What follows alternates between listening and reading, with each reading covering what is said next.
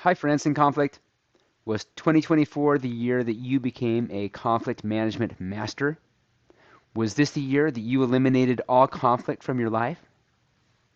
Probably not. You likely have some conflict at work, conflict at home, even conflict in your recreational endeavors. So I invite you as you start 2025 to consider using this one New Year's conflict resolution. In my 25 years of mediating professionally and helping organizations manage conflict and set up conflict management models, I have learned that there is one leading cause of conflict. That cause is making assumptions about somebody's intentions. When we make assumptions about the intentions behind somebody's words or their actions, or very dangerously about their thoughts without even knowing what those are, then we are likely to escalate and take action or respond with words of our own in response to those assumed intentions. So here is my one tip that you can employ very easily in 2025.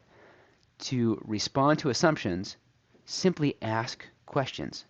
You can ask questions about the other party's intentions. Not only is it okay to express your feelings and your response to something that they said or did, it's encouraged that you do so. It's important that you frame up any question with those feelings or those thoughts of your own, because no one can argue with how you feel or how you perceive something. So, for example, when, not if, but when somebody says or does something to you that you feel offended by, simply express that that's how you felt. What they said or did made you feel such and such. And then ask, is that what you intended? Now, it's really important that when you ask that question and when you frame up your own feelings, that you try to do it as neutrally as possible.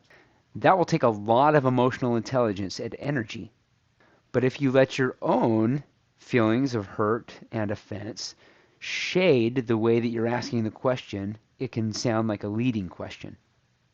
So check yourself and ensure that you are asking the question with good intentions of your own.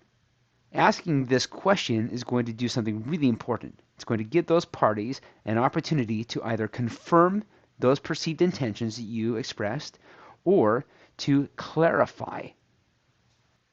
When given an opportunity to clarify one's intentions, it de-escalates conflict instead of escalating conflict.